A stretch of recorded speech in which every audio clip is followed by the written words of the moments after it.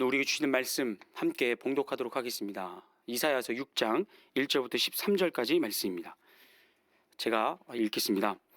우시야 왕이 죽던 해에 내가 본즉 주께서 높이 들린 보좌에 앉으셨는데 그의 옷자락은 성전에 가득하였고 스랍들이 모시고 섰는데 각기 6날개가 있어 그 둘로는 자기의 얼굴을 가리었고 그 둘로는 자기의 발을 가리었고 그 둘로는 날며 서로 불러 이르되 거룩하다 거룩하다 거룩하다 만군의 여호와여 그의 영광이 온 땅에 충만하도다 하더라.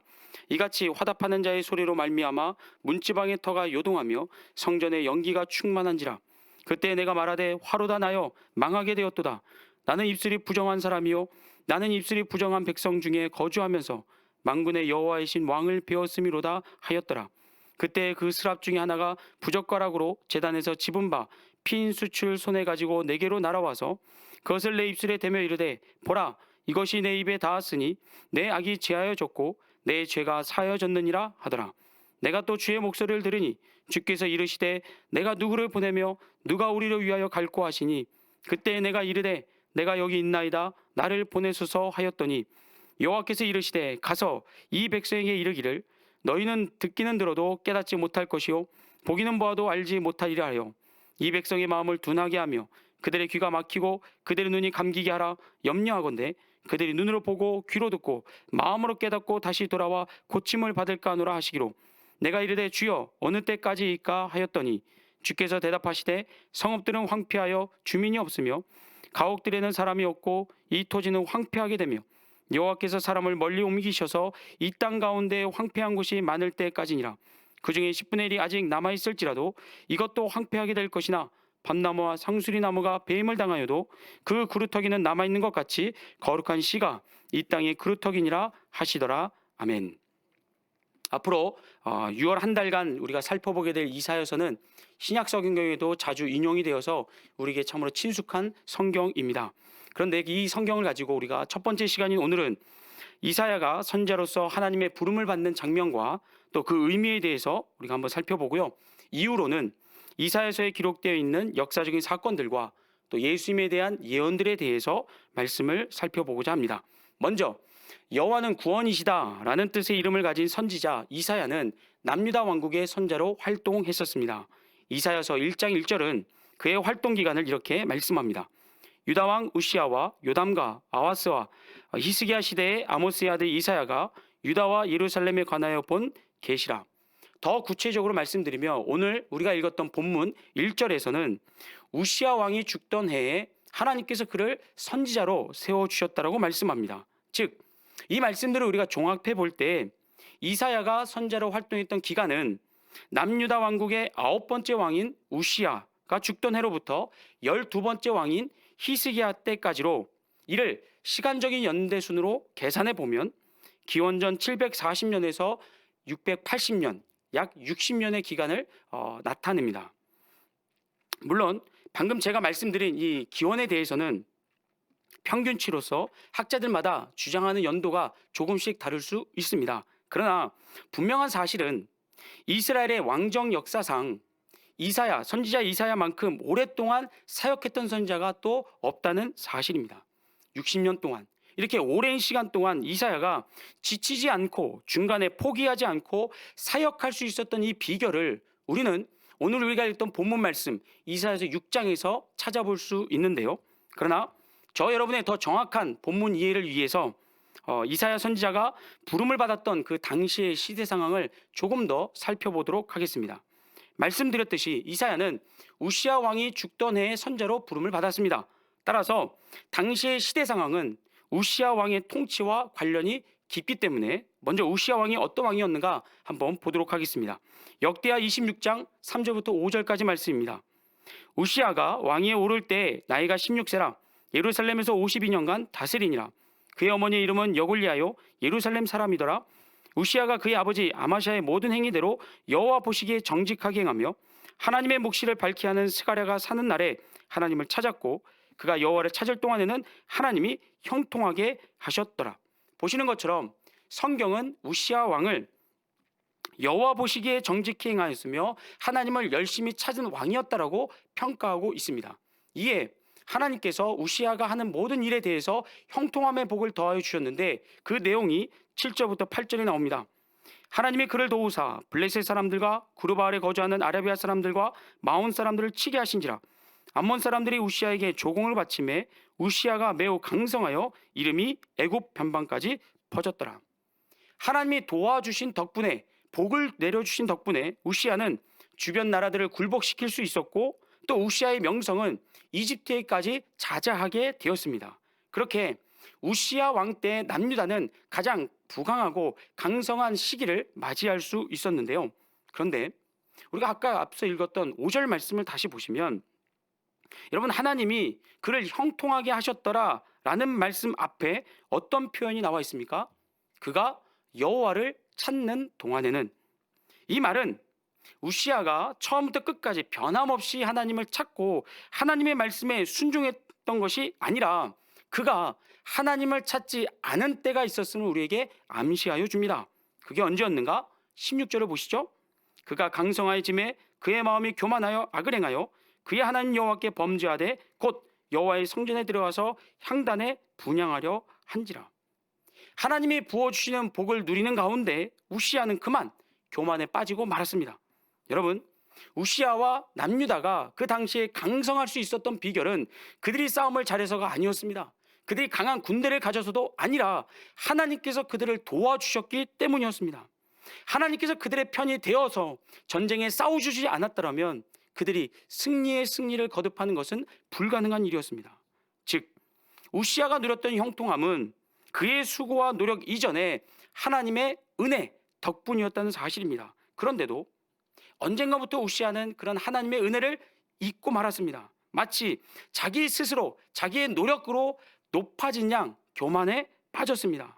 그렇게 자기의 의와 자기 자랑에 빠져버린 우시아는 급기야 하나님의 말씀을 어기고 제사장의 직무까지도 감히 맡아서 행하려고 했었습니다. 주의 만류를 무릅쓰고 결국 고집을 부려서 우시아는 월권 행위를 하여 제사장의 직무를 행하려 하다가 하나님의 징계를 받게 됩니다. 19절부터 20절 말씀도 보시죠. 우시아가 손으로 향로를 잡고 분향하려 하다가 화를 내니 그가 제사장에게 화를 낼 때 여호와의 전 안 향당 곁 제사장들 앞에서 그의 이마에 나병이 생긴지라. 제사장 아사야와 모든 제사장이 왕의 이마에 나병이 생겼음을 보고 성전에서 급히 쫓아내었고 여호와께서 치심으로 왕도 속히 나가니라. 하나님께서 베풀으신 은혜를 망각한 채 교만과 고집에 사로잡혔던 우시아를 하나님이 치셨습니다. 그것도 하나님의 저주를 상징하는 나병으로 우시아를 치셨습니다. 앞서 말씀드렸듯이 우시아는요, 처음부터 하나님 보시기에 악하거나 말씀에 무지한 왕이 아니었습니다. 한때 그는 선지자 스가랴를 곁에 두고 말씀을 배우며 하나님을 열심히 찾았던 신실하고 선한 왕이었습니다. 그렇게 하나님의 도움으로 형통한 삶을 살았던 우시아이지만, 그런 그가 하루 이틀 기도하지 않고 하나님을 찾지 않으며 하나님의 은혜에 감사하기를 게을리 하다가 그것이 쌓이고 쌓여 결국에는 교만의 늪에 빠지고 말았다는 겁니다. 그렇게 우시아는 하나님의 징계를 받습니다. 이후에 나병에 걸린 우시아는 어쩔 수 없이 통치권을 자기 아들인 요담에게 물려주고 뒤로 물러나게 됩니다. 그런데 여러분, 역대하 26장을 보시면요, 이런 말씀이 있습니다. 26장 21절입니다. 우시아 왕이 죽는 날까지 나병 환자가 되었고 나병 환자가 되며 여호와의 전에서 끊어져 별궁에 살았으므로 그의 아들 요담이 왕궁을 관리하며 백성을 다스렸더라. 23절이요. 우시아가 그의 조상들과 함께 누우매 그는 나병 환자라 하여 왕실의 묘실에 접한 땅 곧 그의 조상들의 곁에 장사하니라. 그의 아들 요담이 대신하여 왕이 되니라. 자, 지금 우리가 읽었던 이 말씀 속에서 우리 두 가지 사실을 알 수 있습니다. 첫째는 뭐냐면 우시아의 섭정입니다. 나병에 걸린 우시아는 어쩔 수 없이 왕위에서 물러났습니다. 그러나 그는 죽기 전까지 별궁에 거주하면서 그의 아들 요담 뒤에서 섭정을 행했습니다. 그래서 그의 아들 요담은요, 우시아가 살아있는 동안에는 왕이 되지 못하고 그가 죽은 후에나 왕이 될 수 있었다는 거죠. 이런 우시아의 섭정과 함께 우리가 두 번째로 확인할 수 있는 사실은 우시아가 죽는 날까지 회개하지 않았다는 겁니다.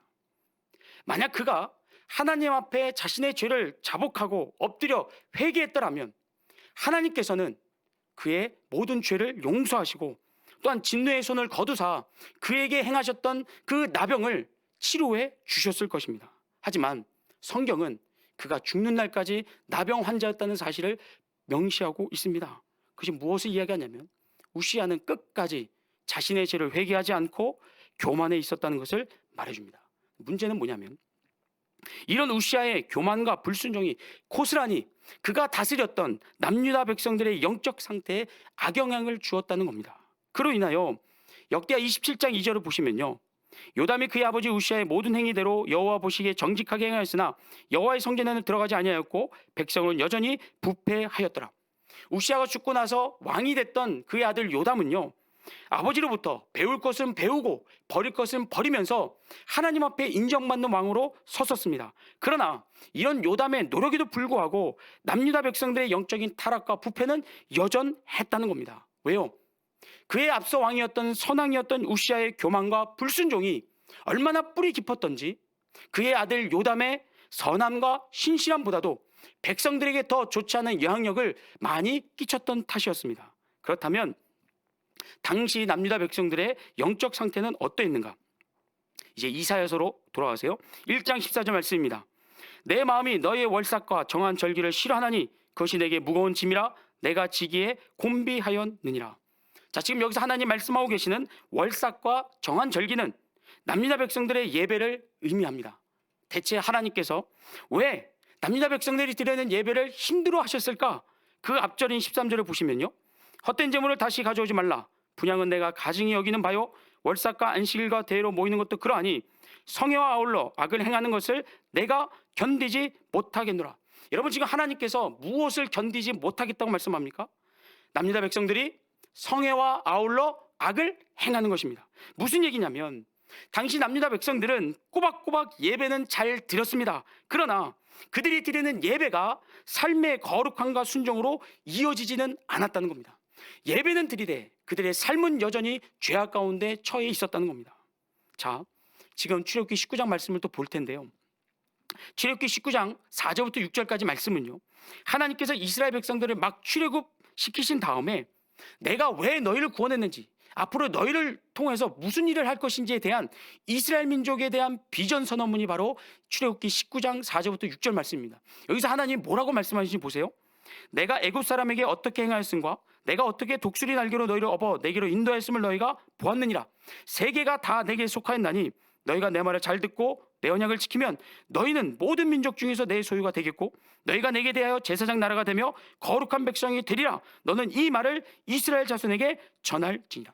하나님께서 무려 400년간 노예로 고통받던 이스라엘 백성들을 출애굽 구원에 내신 데는 여러 가지 이유를 우리가 볼 수 있습니다. 과거 아브라함에게 하셨던 약속을 지키기 위해서, 또 이스라엘 백성들의 고통을 긍휼히 여기시고 이집트 사람들의 그런 죄악을 심판하시며 우상 숭배에 빠져 있었던 이집트 사람들에게 하나님의 영광을, 위대하심을 나타내기 위함 등등 출애굽의 이유에는 다양한 이유들을 우리가 찾아볼 수가 있습니다. 그러나 이스라엘 민족을 향한 하나님의 비전, 그것과 관련해서는요, 이스라엘 백성들을 하나님의 백성 만드는 것, 다시 말해 하나님의 백성이 아닌 나라와 민족들과는 구별되는 거룩한 제사장 나라로 만드는 것, 이것이 그들을 출애굽시킨 가장 큰 이유이자 목적이었습니다. 때문에 출애굽기 여러분 말씀을 보시면 하나님께서 이스라엘 백성들을 출애굽시키시고 난 후에 얼마 지나지 않아 뭐 하십니까?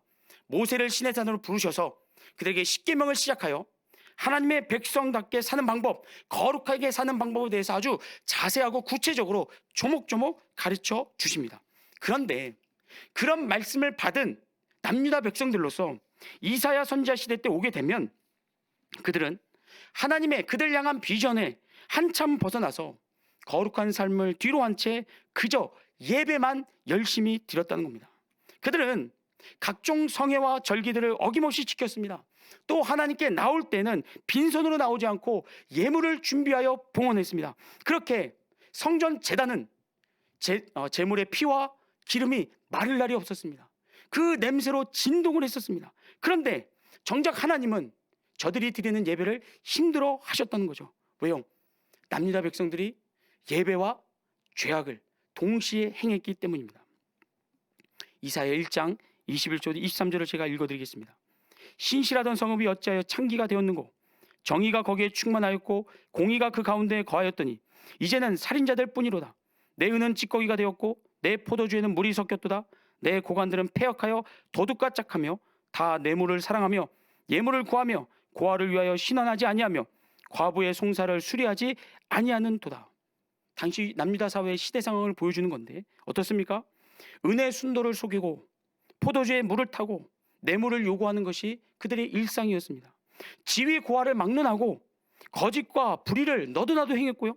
도무지 정의와 정직함을 그들의 삶 속에서, 그들의 사회 속에서 찾아볼 수가 없었습니다. 나아가 남유다 백성들은 하나님보다 다른 것을 더 신뢰하고 더 의존했는데 그 내용을 보시면요, 3장입니다. 이제 전능하신 여호와께서 예루살렘과 유다가 의존하고 있는 양식과 물의 공급을 끊어버리고 영웅과 군인, 재판장과 예언자, 점장이와 장로, 군 지휘관과 고위 관리, 정치가와 고문, 그리고 모든 기술자와 마술사주를 다 죽이실 것이다. 당시 남유다 백성들이 하나님보다 무엇을 더 의지했다고 말씀합니까? 음식입니다. 무엇을 먹을까? 무엇을 마실까? 세상의 권력, 사람의 지혜와 지식, 기술, 그리고 사람들을 우상숭배로 이끌어가는 점장이와 마술사들을 살아계신 하나님보다도 그들은 더 의지했고 신뢰했다는 겁니다. 그렇게 하나님께 예배를 드리면서도 죄악된 삶을 동시에 행하는 그런 가운데 누구 하나 거리끼지 않았고요. 우시야 왕처럼 회개하지 않았습니다. 자, 이처럼 영적으로 어둡고 심히 타락한 상황 속에서 하나님의 이사야를 남유다의 선지자로 이제 부르시는 겁니다. 이 장면이 기록된 우리가 처음에 읽었던 이사야서 6장 말씀에서요, 우리는 보통 어디에 많이 초점을 맞추냐면 이사야가 경험했던 아주 강렬하고 특별한 체험에 우리가 주목을 합니다. 그렇죠? 이사야는 하나님의 그런 영광스러운 보좌와 또 성전에 가득했던 옷자락을 보았고요. 사람은 결코 흉내낼 수 없는, 따라할 수 없는 천사들의 그 영광스러운 찬양 소리를 들었습니다.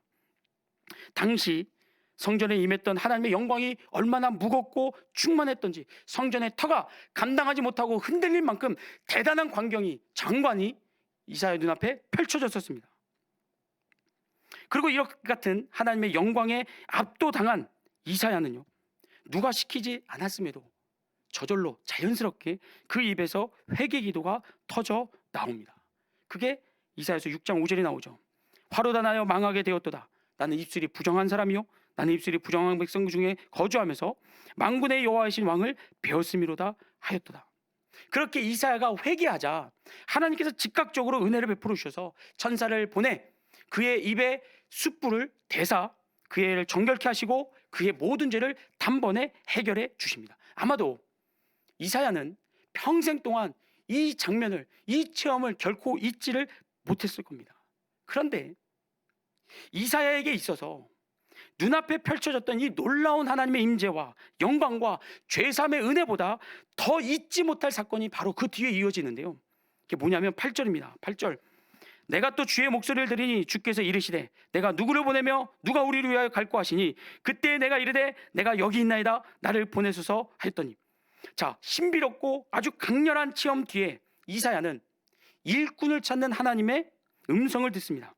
내가 누구를 보내며 누가 우리를 위하여 갈고. 여러분, 재밌는 장면입니다. 당시에 그 자리에 이사야 말고 누가 또 있었습니까? 아니요, 없었습니다. 이사야 혼자 있었습니다. 그런데도 하나님은 왜 이사야를 지목하시면서 네가 가라, 네가 이제부터 선지자다 라고 말씀하지 않으셨을까요? 그것은 하나님께서 강요나 억지로가 아니라 하나님의 마음을 알아주는 자를 일꾼으로 세우려 하셨기 때문입니다.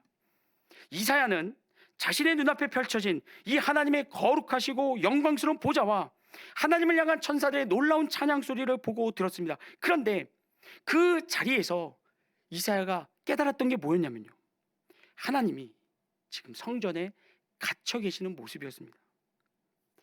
여러분, 우리 하나님이 어떤 분이십니까? 열왕기상 8장 27절에 보면 솔로몬이 성전을 건축하고 봉헌하는 자리에서 하나님 앞에 이렇게 찬양하며 기도합니다.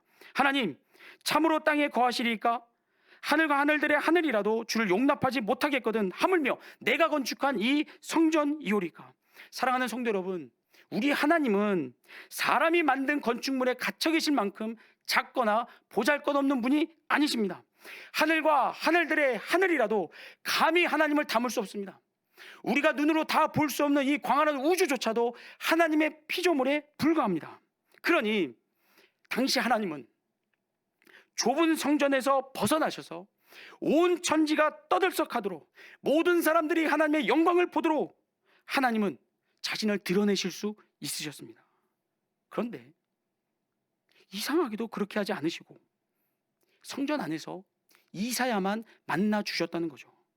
왜냐하면 당시 하나님께서 성전 안에 갇혀 계셨기 때문입니다. 그럼 왜 누가 하나님을 성전에 가두었을까요? 그것은 하나님의 백성인 남유다 백성들이 그렇게 했습니다. 예배 시간에만 하나님을 찾고 예배가 끝나는 동시에 성전 밖으로 나가 온갖 죄악과 우상숭배와 영적인 부패함에 빠져서 하나님의 영광을 더럽혔습니다. 그렇게 온 천지의 주관자이신 하나님을 성전 안에 가둬놓고 따박따박 예배와 제물만 받으시는 그런 분으로 우상으로 전락시켰던 겁니다. 이사야는 신비롭고 강렬한 체험을 넘어 백성들의 어리석음과 영적인 타락에 대하여 안타까워하시는 하나님의 마음을 그 성전 안에서 절절히 느낄 수 있었습니다. 그래서 이사야서를 기록하면서요 1장 1절에서 자신의 신분을 밝힌 다음에 제일 먼저 이사야가 기록한 말씀이 뭔지 아십니까?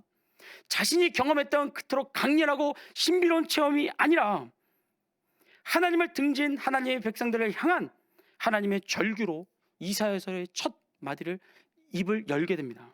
이사야서 1장 2절 말씀을 보시죠. 하늘이여 들으라, 땅이여 귀를 기울이라.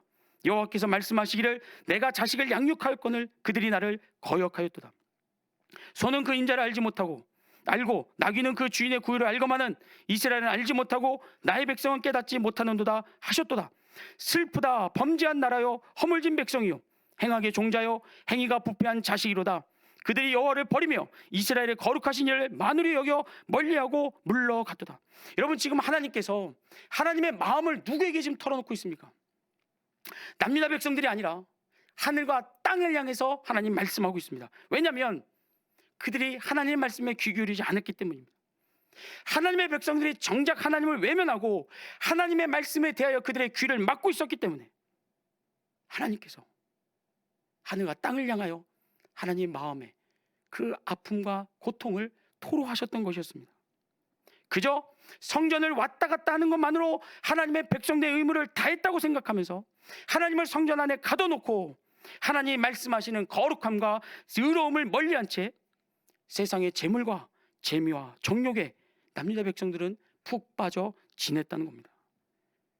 그런 백성들의 타락한 모습을 지켜보시면서 하나님의 마음은 괴로움과 고통으로 가득했습니다.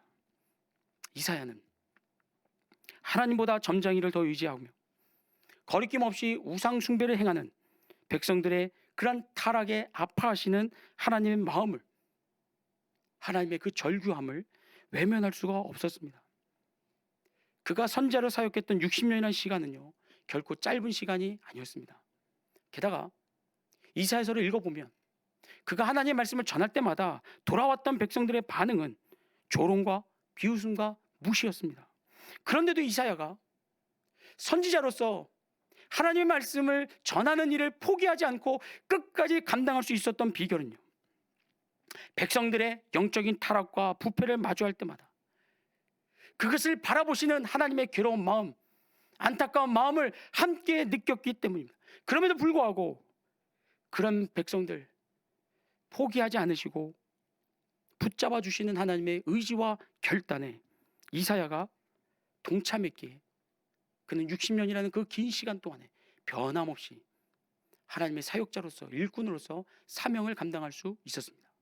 사랑하는 성도 여러분, 현재 우리는 코로나 사태로 함께 모여서 예배드리지 못한 지가 벌써 3개월이 다 되어갑니다. 이런 열악한 상황 속에서 우리는 예배의 자리를 지키는 것만으로도 참으로 귀하고 훌륭한 일이라고 할 수 있습니다. 그러나 이 시간 저와 여러분에게 여러분이 모두 영적으로 깨어 예배드릴 수 있기를 주의 이름으로 축복합니다. 우리의 몸만 이 자리에 지금 나와 있는 것이 아니라 신령과 진정으로 예배 드림으로 이사야처럼 우리가 예배 드릴 때마다 우리를 향한 우리의 가족과 우리의 자녀들과 우리의 이웃들을 향한 하나님의 그 마음을 느낄 수 있기를 주의 이름으로 축복합니다. 그러면 예배의 자리가 사모됩니다. 가고 싶어지고 하나님의 말씀에 귀 기울이게 되고 하나님을 찬양할 때 그 마음의 은혜로 충만해질 수 있습니다. 지금 우리가 열악한 상황이고 어려운 상황이지만 그러나 예배의 자리에서 승리하심으로 우리가 드리는 예배 때 받은 그 은혜가 우리의 예배 이후의 삶 속에서의 거룩함으로 의로움으로 나타날 수 있기를 주의 이름으로 축복합니다. 나아가 하나님께서 부어오시는 그 은혜를 가지고 나만 그 은혜를 누리는 것이 아니라 그 은혜를 모르는 사람들에게, 오해하고 있는 사람들에게, 그 은혜에 벗어나 있는 사람들에게도 복음을 전할 수 있는, 하나님의 말씀을 담대하게 선포할 수 있는 그런 선지자의 사명을 감당하시는 저와 여러분 되기를 주의 이름으로 축복합니다. 아멘.